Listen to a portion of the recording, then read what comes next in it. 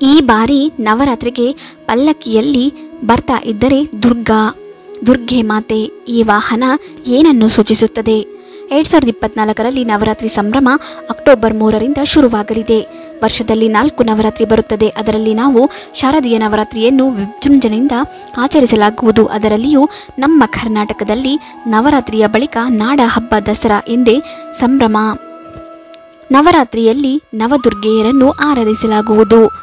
ಈ ನವರಾತ್ರಿ ಹಬ್ಬವನ್ನು ದೇಶದೆಲ್ಲೆಡೆ ಆಚರಿಸಲಾಗುವುದು. ನವರಾತ್ರಿ ಹಬ್ಬವನ್ನು ಅಕ್ಟೋಬರ್ 3ರಿಂದ ಅಕ್ಟೋಬರ್ 11ರವರೆಗೆ ನಡೆಯಲಿದೆ. ಅಕ್ಟೋಬರ್ 12ಕ್ಕೆ ದಸರಾ. ಪ್ರತಿ ವರ್ಷ ನವರಾತ್ರಿಯ ಸಮಯದಲ್ಲಿ ದುರ್ಗೆ ಯಾವ ವಾಹನದಲ್ಲಿ ಬರುತ್ತಾಳೆ ಎಂದು ನೋಡುತ್ತಾರೆ. ದೇವಿ ಬರುವ ವಾಹನಕ್ಕೆ ತುಂಬಾನೇ ಮಹತ್ವವಿದೆ. ಏಕೆಂದರೆ ದೇವಿ ಯಾವ ವಾಹನದಲ್ಲಿ ಬರ್ತಾಳೆ ಅದರಂತೆ ವರ್ಷಫಲ ಇರುತ್ತದೆ ಎಂದು ನಂಬಲಾಗುವುದು. ಪ್ರತಿ ನವರಾತ್ರಿಗೂ ದೇವಿ ಬೇರೆ ಬೇರೆ ವಾಹನಗಳಲ್ಲಿ ಬರ್ತಾಳೆ. ಯಾವ ವಾಹನದಲ್ಲಿ ಬಂದರೆ ಏನರ್ಥ? ಈ ಬಾರಿ ದೇವಿ ಯಾವ ವಾಹನದಲ್ಲಿ ಬರ್ತಾ ಇದ್ದಾರೆ ಎಂದು ನೋಡೋಣ ಬನ್ನಿ. ಈ ವರ್ಷ ಪಲ್ಲಕ್ಕಿಯಲ್ಲಿ ಬರ್ತಾ ಇದ್ದಾರೆ ದೇವಿ. ಈ ಬಾರಿ ದುರ್ಗೆ ಪಲ್ಲಕ್ಕಿಯಲ್ಲಿ ಬರ್ತಾ ಇದ್ದಾರೆ. ದೇವಿ ಪಲ್ಲಕ್ಕಿಯಲ್ಲಿ ಬಂದರೆ ಅದು ಸಾಂಕ್ರಾಮಿಕ ರೋಗ ಬರಲಿದೆ ಎಂಬುದನ್ನು ಸೂಚಿಸುತ್ತದೆ ಎಂದು ಹೇಳಲಾಗುವುದು. ದೇವಿ ಪಲ್ಲಕ್ಕಿಯಲ್ಲಿ ಬಂದರೆ ನೈಸರ್ಗಿಕ ವಿಪತ್ತು ಹೆಚ್ಚಾಗುವುದು. ದೇಶದಲ್ಲಿ ಹಿಂಸಾಚಾರ ಉಂಟಾಗಬಹುದು. ರೋಗ ರುಜಿನಗಳಿಂದ ಮನುಷ್ಯರು ನರಳುತ್ತಾರೆ ಎಂದು ಹೇಳಲಾಗುವುದು. ದೇವಿ ಯಾವ ವಾಹನದಲ್ಲಿ ಬರ್ತಾಳೆ ಎಂದು ಹೇಗೆ ನಿರ್ಧರಿಸಲಾಗುವುದು? ನವರಾತ್ರಿ ಯಾವ ದಿನ ಶುರುವಾಗಲಿದೆ ಅದರಂತೆ ದೇವಿಯ ವಾಹನವನ್ನು ಹೇಳಲಾಗುವುದು. ಈ ಬಾರಿ ನವರಾತ್ರಿ ಗುರುವಾರ ಶುರುವಾಗಲಿದೆ, ಶುಕ್ರವಾರ ಅಂತ್ಯವಾಗಲಿದೆ. ಗುರುವಾರ ನವರಾತ್ರಿ ಶುರುವಾಗುವುದರಿಂದ ಈ ಬಾರಿ ದುರ್ಗೆ ಪಲ್ಲಕ್ಕಿಯಲ್ಲಿ ಬರ್ತಾರೆ. ಯಾವ ದಿನ ಶುರುವಾದರೆ ಯಾವ ವಾಹನ? ಸೋಮವಾರ ಭಾನುವಾರ ನವರಾತ್ರಿ ಶುರುವಾದರೆ ದೇವಿ ಆನೆ ಮೇಲೇರಿ ಬರ್ತಾರೆ. ಶನಿವಾರ ಮಂಗಳವಾರ ಶುರುವಾದರೆ ಕುದುರೆ ಮೇಲೇರಿ ಬರ್ತಾರೆ. ಗುರುವಾರ ನವರಾತ್ರಿ ಶುರುವಾದರೆ ದೇವಿ ಪಲ್ಲಕ್ಕಿಯಲ್ಲಿ ಬರ್ತಾರೆ. ಬುಧವಾರ ನವರಾತ್ರಿ ಶುರುವಾದರೆ ದೋಣಿಯಲ್ಲಿ ದುರ್ಗೆ ಮಹಾತಾಯಿ ಬರ್ತಾರೆ. ಯಾವ ವಾಹನದಲ್ಲಿ ಬಂದರೆ ಶುಭ? ಯಾವ ವಾಹನ ಶುಭವಲ್ಲ? ದುರ್ಗೆ ಆನೆ ಮೇಲೇರಿ ಬಂದರೆ, ದೇವಿ ಆನೆಯ ಮೇಲೇರಿ ಬಂದರೆ ಮಳೆ ಬೆಳೆ ಚೆನ್ನಾಗಿರುತ್ತದೆ. ದೇಶದಲ್ಲಿ ಸಂಪತ್ತು ಸಮೃದ್ಧಿ ಹೆಚ್ಚಾಗುತ್ತದೆ. ಜನರು ನೆಮ್ಮದಿಯ ಬದುಕನ್ನು ನಡೆಸುತ್ತಾರೆ. ಜನರು ಪರಸ್ಪರ ಪ್ರೀತಿ ವಿಶ್ವಾಸದಿಂದ ವರ್ತಿಸುತ್ತಾರೆ. ದೋಣಿ ಮೇಲೇರಿ ಬಂದರೆ, ದುರ್ಗೆ ದೋಣಿಯಲ್ಲಿ ಬಂದರೆ ಇದು ಕೂಡ ಶುಭ ಎಂದು ಪರಿಗಣಿಸಲಾಗುವುದು. ದೋಣಿಯಲ್ಲಿ ಬಂದರೆ ದೇಶದಲ್ಲಿ ಮಳೆಗೆ ಅಭಾವ ಇರಲ್ಲ, ಬೆಳೆಗಳು ಚೆನ್ನಾಗಿ ಬೆಳೆಯುತ್ತದೆ, ದೇಶದ ಸಂಪತ್ತು ವೃದ್ಧಿಸಲಿದೆ, ಈ ವರ್ಷ ತುಂಬ ಚೆನ್ನಾಗಿರುತ್ತದೆ ಎಂದು ಹೇಳಲಾಗುವುದು. ಕುದುರೆ ಮತ್ತು ಪಲ್ಲಕ್ಕಿ ಶುಭವಲ್ಲ. ಅದೇ ದೇವಿ ಕುದುರೆ ಮತ್ತು ಪಲ್ಲಕ್ಕಿಯಲ್ಲಿ ಬಂದರೆ ಶುಭವಲ್ಲ ಎಂದು ಹೇಳಲಾಗುವುದು. ಈ ವಾಹನಗಳಲ್ಲಿ ದುರ್ಗೆ ಬಂದರೆ ಯುದ್ಧದ ಭೀತಿ ಇರುತ್ತದೆ, ಸಾಂಕ್ರಾಮಿಕ ರೋಗಗಳು ಕಾಡುವುದು, ದೇಶದಲ್ಲಿ ಗಲಭೆ ಹಲವು ಸವಾಲುಗಳು ಎದುರಾಗುವುದು ಎಂದು ಹೇಳಲಾಗುವುದು. ಧ್ಯಾನ ಮಂತ್ರ ಓಂ ಜಾತಾ ಜತ್ ಸಂಯುಕ್ತ ಮರ್ಧೇನತು ಕೃತಿ ಲಕ್ಷಣಂ. ಈ ಮಂತ್ರ ಪಠಿಸಿ.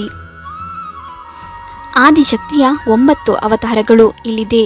ದೇವಿಯ ಮಹಿಮೆ. ಅಕ್ಟೋಬರ್ 3ರಿಂದ ನವರಾತ್ರಿ ಹಬ್ಬದ ಆಚರಣೆ ನಡೆಯಲಿದೆ. ಬರೋಬ್ಬರಿ 10 ದಿನಗಳ ಕಾಲ ಈ ಹಬ್ಬವನ್ನು ಅದ್ಧೂರಿಯಾಗಿ ಆಚರಿಸಲಾಗುತ್ತದೆ. ನವರಾತ್ರಿಯಲ್ಲಿ ಶಕ್ತಿ ಸ್ವರೂಪಿಣಿಯ ಹಲವು ಅವತಾರಗಳನ್ನು ಪೂಜಿಸಲಾಗುತ್ತದೆ. ಈ 9 ಅವತಾರಕ್ಕೂ ಒಂದೊಂದು ಮಹಿಮೆ ಇದೆ. ಈ 9 ಅವತಾರಗಳು ಯಾವುವು ಹಾಗೂ ಅದರ ಮಹಿಮೆ ಏನು ಎಂದು ತಿಳಿಯೋಣ. ಶೈಲಪುತ್ರಿ.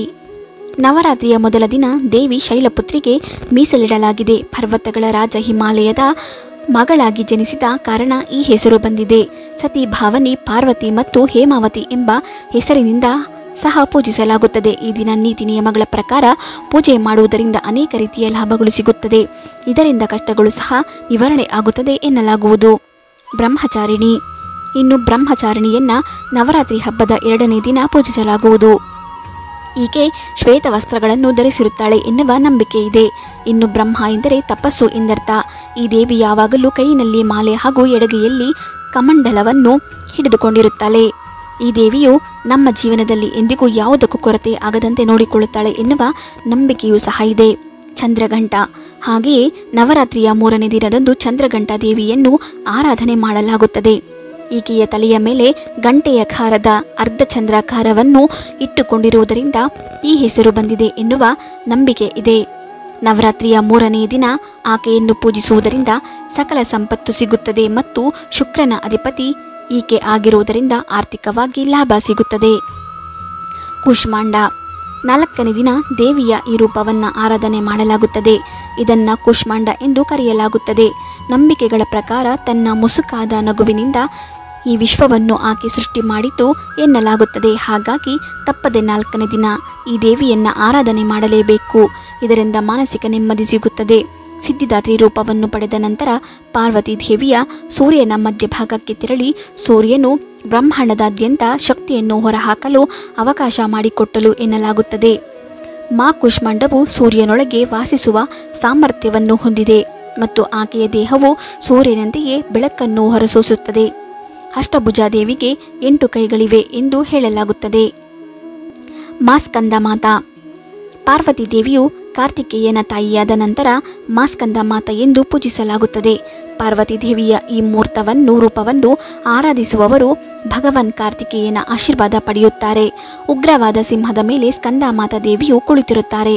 ಆಕೆಯನ್ನು ಪದ್ಮಾಸನ ದೇವಿ ಎಂದು ಕರೆಯಲಾಗುತ್ತದೆ ಮತ್ತು ಕಮಲದ ಹೂವಿನ ಮೇಲೆ ಕುಳಿತಿದ್ದಾಳೆ ಎನ್ನಲಾಗುತ್ತದೆ. ಕಾತ್ಯಾಯಿನಿ ಪಾರ್ವತಿ ದೇವಿಯು ಮಹಿಷಾಸುರನನ್ನು ನಾಶ ಮಾಡುವ ಸಲುವಾಗಿ ಕಾತ್ಯಾಯಿನಿ ದೇವಿಯ ಅವತಾರವನ್ನು ತೆಗೆದುಕೊಂಡಳು ಎನ್ನಲಾಗುತ್ತದೆ. ಇದು ಪಾರ್ವತಿಯ ಉಗ್ರ ಅವತಾರವಾಗಿತ್ತು. ನವರಾತ್ರಿಯ 6ನೇ ದಿನವನ್ನು ಮಾ ಕಾತ್ಯಾಯಿನಿ ಪೂಜಿಸಲು ಸಮರ್ಪಿಸಲಾಗಿದೆ. ಪಾರ್ವತಿ ದೇವಿಯು ಕಾಟ್ಯಕುಶಿಯ ಮನೆಯಲ್ಲಿ ಜನಿಸಿದಳು ಎಂದು ಹೇಳಲಾಗುತ್ತದೆ. ಅದಕ್ಕಾಗಿಯೇ ದೇವಿಯ ಈ ಅವತಾರವನ್ನು ಕಾತ್ಯಾಯಿನಿ ಎಂದು ಕರೆಯಲಾಗುತ್ತದೆ. ಕಾಳರಾತ್ರಿ ಪಾರ್ವತಿ ದೇವಿಯ ಶುಂಭ ಮತ್ತು ನಿಶುಂಭ ಎಂಬ ರಾಕ್ಷಸರನ್ನು ತನ್ನ ಚಿನ್ನದ ಚರ್ಮವನ್ನು ತೆಗೆದುಕೊಂಡ ನಂತರ ಅವಳಿಗೆ ಕಾಳರಾತ್ರಿ ಎಂದು ಹೆಸರು ಬಂದಿದೆ. ಅವಳನ್ನು ತನ್ನ ಅತ್ಯಂತ ಉಗ್ರವಾದ ಅಂಶದಲ್ಲಿ ಪಾರ್ವತಿ ದೇವಿ ಎಂದು ಪರಿಗಣಿಸಲಾಗಿದೆ. ಕಾಳರಾತ್ರಿ ಕಪ್ಪು ಚರ್ಮವನ್ನು ಹೊಂದಿರುವ ಕತ್ತೆ ಸವಾರಿಯನ್ನ ಮಾಡುತ್ತಾಳೆ. ಆಕೆಯ ಎಡಗೈಗಳು ಖಡ್ಗ ಕೊಕ್ಕೆಯನ್ನು ಹಿಡಿದಿರುತ್ತಾಳೆ. ಮಹಾಗೌರಿ ತಾಯಿಯ 8ನೇ ರೂಪವನ್ನು ಮಹಾಗೌರಿ ಎನ್ನಲಾಗುತ್ತದೆ. ಈಕೆ ಸಹ ಶ್ವೇತವರ್ಣದ ಬಟ್ಟೆಗಳನ್ನು ಧರಿಸಿರುತ್ತಾರೆ. ತಾಯಿಯ ವಾಹನವು ಗೂಳಿಯಾಗಿದೆ. ಶಿವನಿಗಾಗಿ ತಪಸ್ಸು ಮಾಡಿದ ಗೌರಿಗೆ ಈ ದಿನ ಮೀಸಲಿಡಲಾಗಿದೆ. ಮಹಾಗೌರಿ ದೇವಿಯು ಶಂಖ, ಚಂದ್ರ ಮತ್ತು ಕುಂಡದ ಬಿಳಿ ಹೂವಿನೊಂದಿಗೆ ಸಂಬಂಧ ಹೊಂದಿದ್ದಾಳೆ.